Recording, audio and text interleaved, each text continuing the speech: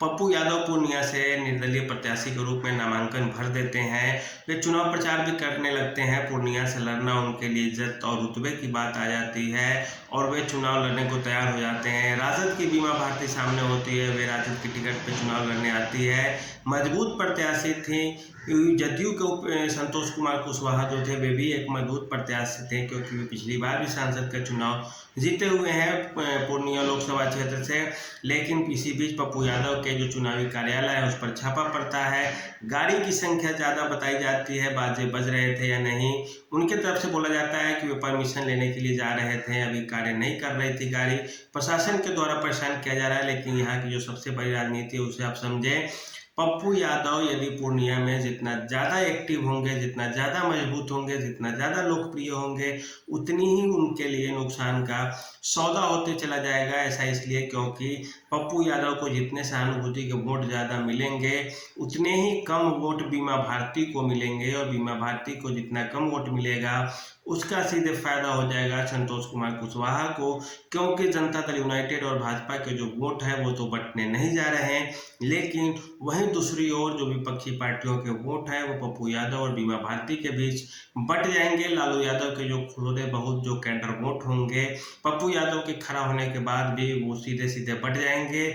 और न तो बीमा भारती और न ही पप्पू यादव के लिए यह फायदे का चीज होगा। पप्पू यादव जैसे नेताओं का चुनाव लड़ना पूर्णिया से त्रिकोणीय मुकाबला हो जाएगा पूर्णिया में। और इस स्थिति में सबसे ज़्यादा जो कयास लगाए जा रहे हैं, पहले नंबर पे संतोष कुशवाहा रहेंगे, दूसरे पे पप्पू यादव रहेंगे, तीसरे पे बीमा भारती की चर्चा अब चलने लगी है। और यह राजद के लिए भी नुकसान का सौदा है, क्योंकि या तो नंबर 1 पे रहना या नंबर 2 पे रहना राजनीति के लिए अच्छी बात समझी जाती है।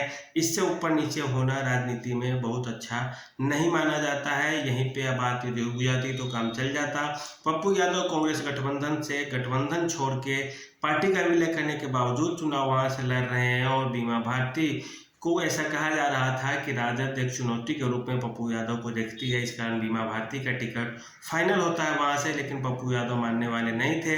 खैर, राजनीति में सबका अपना अपना स्वार्थ होता है, हित होता है, उससे ऊपर उठकर व्यक्ति काम नहीं कर सकता है, क्योंकि उसमें उनका निजी स्वार्थ होता है। और वह थोड़ा बहुत हो भी तो कोई बहुत इसे गलत नहीं बोला जाना चाहिए। और बात है सब लोग जीतने के लिए चुनाव लड़ते हैं, तो पप्पू यादव भी क्यों नहीं लड़े।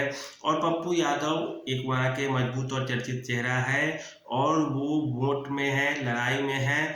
और उधर से संतोष कुशवाहा भी लड़ाई में है। मामला दोनों के बीच फंसेगा। बीमा भारती वहाँ से हो सकता है तीसरे नंबर पे आ जाए, क्योंकि पप्पू यादव की लोकप्रियता के सामने बीमा भारती की लोकप्रियता सच में कम है। और ऐसा किसी भी व्यक्ति से आप पूछ सकते हैं, चाहे पूर्णिया हो या पटना या हाजीपुर, कहीं भी पप्पू यादव चर्चित चेहरा है, वहाँ से जीते भी हैं सांसद में। वहीं पे बीमा भारती के लिए यह एक नया चुनाव होगा, क्योंकि इससे पहले सांसद का चुनाव लड़ने का उनका बहुत अच्छा अनुभव नहीं रहा है। विधानसभा का रहा है, लेकिन विधानसभा छोटी इकाई होती है, संसद एक बहुत बड़ी इकाई होती है। संसदीय क्षेत्र काफी बड़ा होता है, 5-6 विधायकों के बराबर होता है। इस तरह से आप देखें तो पूर्णिया में पप्पू यादव जितना मजबूत होंगे, उनके कैंप पे छापा पड़ा है, तो लोगों के अंदर सहानुभूति जगी होगी उनके लिए। और इस सहानुभूति से उनके जो वोटर हैं उसकी संख्या बढ़ जाएगी, वोटर उनके तरफ ज़्यादा खींचेंगे। वहीं दूसरी तरफ इनके लिए नुकसान का सौदा होने जा रहा है। और संतोष कुशवाहा तो जहाँ के तहाँ रहेंगे ही। हाँ, यह है कि विपक्ष का संतोष कुशवाहा के विरोध का जो वोट है, विरोध का जो वोट प्रतिशत होगा, वह यदि बढ़ता है तो सीधे सीधे इसका फायदा जनता दल यूनाइटेड को हो जाएगा।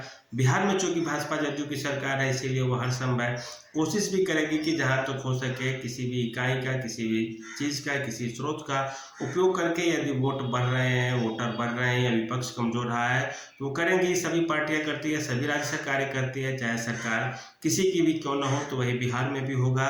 और ऐसे में यह देखना होगा कि पप्पू यादव इस स्थिति को कैसे हैंडल करते हैं, जदयू किस तरह से अपने कार्य क्षेत्र का विस्तार और ज़्यादा करती है, कार्यकर्ताओं की संख्या आगे बढ़ाती है, अपने विचार और नीतियों को जनता के समक्ष अच्छे तरीके से रखती है। और वहीं बीमा भारती के लिए भी एक चुनौती हो जाएगी कि जब उन्हीं के तरफ के पाले के खेमे के एक नया कैंडिडेट उनके विरोध को उतर गए पूर्णिया में, फिर वह कैसे हैंडल करेंगी चुनाव को, यह देखने लायक होगा। यह आप जरूर है कि मामला त्रिकोणीय हो गया है और फायदा सीधे सीधे होता हुआ संतोष कुशवाहा को दिख रहा है। तो आज के लिए इतना ही, धन्यवाद।